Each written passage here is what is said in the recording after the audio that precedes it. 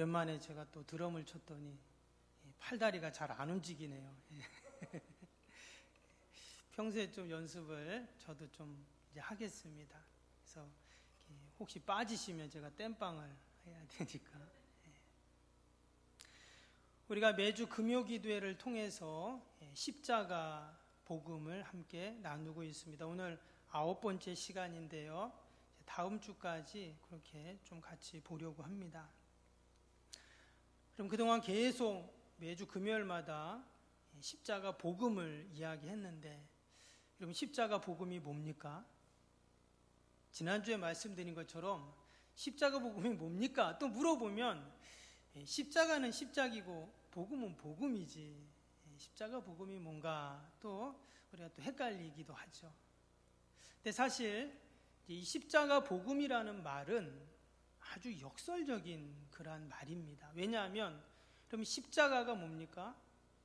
십자가는 죽음을 상징하잖아요. 복음은 생명을 의미하거든요. 그러니까 십자가 복음이라는 것은 죽음의 복음 또는 죽음의 생명, 이런 뜻이잖아요. 사실 이건 말이 안 되는 말이죠. 정반대의 두 개의 단어를 지금 합쳐 놓은 것입니다. 그런데 이것이 바로 십자가 복음의 신비입니다. 역설 중에 역설이 십자가 복음이죠. 여러분, 기독교는 역설의 종교다, 이렇게 말합니다. 신약 성경에 보면 예수님의 그 십자가 죽음을 이야기할 때, 여러분 요한복음에 보면 21장까지 있는데 1장부터 10장까지, 그러니까 11장까지인데 정확히는요, 예수님의 3년 반 동안의 공생애를 쭉 기록을 합니다. 그리고는 나머지 절반 이상을 예수님이 십자가에 달리시기 일주일 전의 내용을 절반 이상을 할애했어요. 이 말은 예수님의 죽음을 더 강조했다, 이제 이런 의미죠. 여러분, 세상에 우리가 알고 있는 위대한 성인들은 어떻습니까? 생전의 업적을 강조하고 죽음은 마지막에 잠깐 이야기할 뿐이죠. 세상의 지혜는 하나같이 어떻게 살 것인가, 이거를 이야기합니다. 그런데 예수님은 어떻게 죽을 것인가, 이제 이거를 강조하고 있다는 거예요. 소위 세상의 성인이라고 하는 사람들 우리가 잘 알죠. 그들의 죽음을 보면 여러분, 공자는 72세까지 살았다고 합니다. 그리고 마호멧은 62세. 그러면 석가모니 얼마 살았을까요? 80을 살았더라고요, 그 옛날에. 근데 예수님은 어떻습니까? 그들과 예수님을 비교한다는 것이 사실 맞지는 않지만, 일반적으로 이야기한다면 예수님은 33년을 사셨어요. 너무도 짧은 생을 사셨죠. 그런데 이것은 어찌 보면 예수님의 짧은 생애도 중요하지만 예수님의 죽음을 더 중요하게 여겼다는 것입니다. 그래서 십자가의 죽음이라는 것은 기독교 믿음의 중심입니다. 지난번에도 말씀드린 것처럼 십자가는 로마 시대, 아니 그 이전부터 사람을 죽이는 사형 집행 틀이었죠. 세상의 어떤 종교도 사형 집행 틀을 상징으로 여기는 종교와 신앙은 없습니다. 그런데 기독교는 이처럼 저주의 상징, 죽음의 상징인 십자가를 아이콘으로 삼았다라는 것입니다. 그 이유가 무엇인가? 바로 그 십자가 안에 생명의 역사가 있고 부활의 영광이 담겨 있기 때문인 줄로 믿습니다. 때문에 십자가는 단순한 종교적 상징물이 아니다는 거예요. 십자가 안에는 오묘하고 놀라운 신비가 그 안에 담겨 있습니다. 때문에 십자가의 진리를 깨달은 자들은 어떻습니까? 늘 그 십자가를 생각하고 십자가를 붙잡는 것입니다. 사도 바울은 갈라디아서 6장 14절에 이렇게 고백을 했습니다. 그러나 내게는 우리 주 예수 그리스도의 십자가 외에 결코 자랑할 것이 없으니 그리스도로 말미암아 세상이 나를 대하여 십자가에 못 박히고 내가 또한 세상에 대하여 그러하니라. 그가 그 십자가의 신비를 깨닫고 난 다음에 십자가 외에는 자랑할 것이 없다, 이렇게 말했고, 더 나아가서 뭐라고 했어요? 이제 나는 예수님이 그랬던 것처럼 나도 십자가에 못 박힌다, 이렇게 고백했다는 거예요. 이것이 바로 십자가를 진실하게 경험한 자의 여러분 고백인 줄로 믿습니다. 그의 인식이 바뀌고 그의 자랑거리가 바뀌고 그의 삶이 바뀌어 버렸습니다. 그러나 그는 더 진정한 자유를 이제 누리게 되는 것이죠. 종교개혁의 2세대라고 할 수 있는 1960년대에 그 스코틀랜드에서 사무엘 루터 포드라는 목사님이 계셨습니다. 이분은 당시에 그 왕권 신수설, 이게 뭐냐면 왕은 신에게만 책임이 있고 백성들은 왕에게 절대 복종해야 된다, 이제 그러한 사상입니다.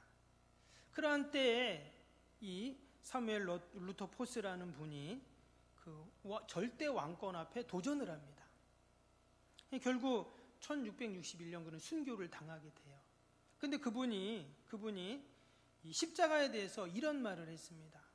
뭐라고 그랬냐면, 십자가는 내가 가지고 있는 가장 감미로운 부담이다. 그것은 마치 새의 날개와 같았고 배의 돛대와 같았다. 여러분, 새가 날개를 갖고 있으면 얼마나 거추장스러워요? 근데 새가 날개가 없으면 날 수가 없죠. 여러분, 배에 돛대가 있는데 돛대가 얼마나 무겁습니까? 그런데 그것이 없으면 배가 바다로 나아갈 수가 없죠. 마치 우리 그리스도인들에게 십자가가 그런 것이라는 거예요. 때로는 그것이 부담스럽고 때로는 그 십자가를 내가 피하고 싶지만 결국 그 십자가가 있을 때 우리의 방향이 분명해진다는 거죠. 이것이 십자가 안에 담긴 신비이고 역설입니다. 그래서 십자가는 죽음을 이야기하는 것 같지만 아니, 도리어 십자가는 우리의 생명의 길로 우리를 인도하는 그 진리가 그 안에 담겨 있는 줄로 믿습니다. 오늘 함께 읽었던 말씀은 예수님이 십자가에 달리셔서 운명하시는 그러한 대목이죠. 근데 오늘 말씀에 보면 바로 십자가가 왜 역설인지를 우리에게 다시 한번 가르쳐 줍니다. 오늘 25절, 26절을 한번 보시면 25절, 26절에 때가 제 3시가 되어 십자가에 못 박으니라. 그 위에 있는 죄패에 유대인의 왕이라 썼고. 우리가 아는 내용이죠. 예수님께서 이제 제 3시라는 거는 이제 오전 9시인데 십자가에 이제 못 박히셨습니다. 근데 그때 예수님의 그 십자가 위에 뭐라고 죄패를 썼다고요? 유대인의 왕이라고 썼어요. 근데 이 유대인의 왕이라고 십자가 위에 죄패를 딱 쓴 것은 사실 예수님을 조롱하기 위해서죠. 예수님을 조롱하고 모욕하기 위해서 그렇게 십자가 위에다 딱 죄수의 그 패를 딱 쓴 겁니다. 예수님이 마지막 죽는 그 순간까지 그들은 예수님을 조롱하고 모욕한 것이죠. 그런데 그처럼 어리석게 말한 그들의 조롱과 모욕이 어때요? 예수님이 누구인지를 낱낱이 드러내준 거라는 거예요.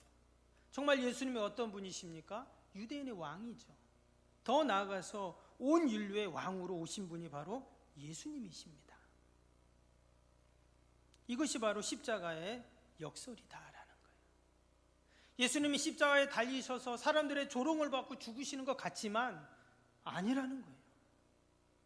되려 예수님이 정말 유대인의 왕이셨고 만왕의 왕이셨다는 것을 도리어 드러내셨다는 거죠. 또 한 가지 29절을 봅니다. 지나가는 사람들이 예수님을 향해서 이렇게 말했습니다. 29절. 지나가는 자들은 자기 머리를 흔들며 예수를 모욕하여 이르되 아하, 성전을 헐고 사흘에 짓는다는 자여, 내가 너를 구원하여 십자가에서 내려오라 하고. 31절도 보시면 그와 같이 대제사장들도 서기관들과 함께 희롱하며 서로 말하되 그가 남은 구원하였으되 자기는 구원할 수 없도다. 지금 당시의 종교 지도자들 또 수많은 군중들이 예수님을 희롱하고 조롱하는 그러한 장면이죠. 근데 그들이 뭐라고 조롱을 했습니까? 앞에 나온 말씀처럼 뭐라 그랬어요? 너를 구원해 봐라. 30절에 지금 그렇게 말했어요. 너를 구원해 봐라. 남은 많이 구원하면서 왜 자기는 구원할 수 없냐? 이렇게 지금 이야기를 하고 있습니다. 맞는 말이죠. 수많은 사람들을 구원하면서 왜 자신을 구원할 수 없습니까? 구원할 수 있죠. 근데 예수님은 충분히 자신을 구원하실 수 있는 능력을 가지고 계신 분이셨어요. 마태복음 26장 53절에서 54절 말씀에 보면 그때 겟세마네 동산에서 예수님이 기도하실 때 기도가 딱 끝나니까 가룟 유다가 로마 군병들을 데리고 왔잖아요. 그때 베드로가 칼을 뽑았습니다. 그때 이제 예수님이 베드로에게 하셨던 말씀인데 이렇게 말했어요. 너는 내가 내 아버지께 구하여 지금 12군단 더 되는 천사를 보내시게 할 수 없는 줄로 아느냐? 내가 만일 그렇게 하면 어떤 일이 있으리라. 성경이 어떻게 이루어지겠느냐 하시더라. 여기 보면 예수님께서 뭐라 그랬냐면 12군단 더 되는 천사를 보내실 수 있다고 그랬어요. 지금 예수님을 잡으러 온 로마 군병들 그들이 지금 성경에는 정확히 안 나오지만 이제 역사를 보면 가이사라라는 지역에 로마의 한 군단이 주둔해 있었습니다. 지금 이스라엘을 관리하는 로마의 군병들이 한 군단이 와 있다는 거예요. 근데 예수님은 뭐라고요? 12군단 더 되는 천군 천사들을 동원하실 수 있는 능력이 있는 분이라는 거예요. 그런데 예수님이 그런 능력이 있으니까 어때요? 당연히 자신을 구원할 수 있다는 말이잖아요. 그런데 54절에 뭐라 그랬냐면 내가 만일 그렇게 하면 이런 일이 있으리란 성경이 어떻게 이루어지겠느냐. 온 인류를 구원하기 위해서 하나님의 아들이 이 땅에 와서 그들의 죄를 다 사해야 그래야 하나님의 뜻이 이 땅에 이루어지는데 그 일을 위해서 내가 왔는데 그리고 이미 성경이 그렇게 기록됐는데 그게 그럼 어떻게 이루어지겠냐. 놔둬라. 그래서 예수님께서는 자신을 구원할 능력이 있으셨지만 구원하지 않으셨다는 거예요. 근데 여러분 이게 바로 십자가입니다. 이게 바로 십자가라는 거예요. 사람들이 지금 예수님을 조롱하는 것처럼 분명히 남을 구원하면서 자신을 구원하지 않는 분으로 그렇게 자신을 여기셨다는 거예요. 그게 바로 십자가의 의미인 것입니다. 사람들은 그동안 자신을 구해줄 메시아를 기대했습니다. 예수님은 이 땅에 오셔서 자신을 다 희생하셔서 사람들을 구원해 주시는 메시아가 되셨습니다. 그리고는 어떻게 해요? 자신은 구원하지 않는다는 거예요. 그래서 예수님의 능력은 십자가에서 내려와서 자신을 구원하는 능력이 아니라 불의의 십자가를 참고 인내하는 능력이었다라는 거예요. 실제로 참지 못하고 여러분 달라붙어서 싸우는 것보다 여러분 참는 게 더 힘들죠. 그건 참아 본분만 합니다. 그리고 우리가 억울한 형편에 처했을 때 그 억울함을 벗기 위해서 우리가 얼마나 노력을 합니까? 근데 어찌 보면 그것은 나의 의로움을 보여주고 싶기 때문인 것이죠. 그런데 예수님은 그렇게 하지 않으셨다는 거예요. 어떻게 해요? 다 참으셨다는 겁니다. 자신을 구원하지 않는 메시아가 되셨어요. 그게 뭐라고요? 그게 십자가예요. 그게 십자가 복음입니다. 우리가 그동안 너무나 낭만적인 십자가, 너무나 쉬운 복음을 우리가 들었는지 모릅니다. 그러나 우리가 매주 금요기도를 통해서 이 십자가 복음을 통해서 정말 십자가가 무엇인지 우리는 십자가에서 마지막 끝까지 참고 인내하시고 죽으신 그 예수님을 보면서 참된 십자가 복음을 우리는 기억해야 할 줄로 믿습니다. 갈라디아서 2장 20절에 바울이 이렇게 고백합니다. 내가 그리스도와 함께 십자가에 못 박혔나니 그런즉 이제는 내가 산 것이 아니요 오직 내 안에 그리스도께서 사시는 것이라. 이제 내가 육체 가운데 사는 것은 나를 사랑하사 나를 위하여 자기 자신을 버리신 하나님의 아들을 믿는 믿음 안에서 사는 것이라. 이것이 바로 십자가입니다. 어떻게 산다고요? 이제는 내가 십자가, 그리스도와 함께 내가 십자가에 다 못 박혀서 이제는 내가 사는 게 아니라 내 안에 그리스도께서 살게 하시는 삶. 그럼 이것이 바로 십자가 복음의 진수인 줄로 믿습니다. 이제는 내가 사는 것이 아니라 십자가의 주님과 함께 사는 것, 함께 동행하는 것.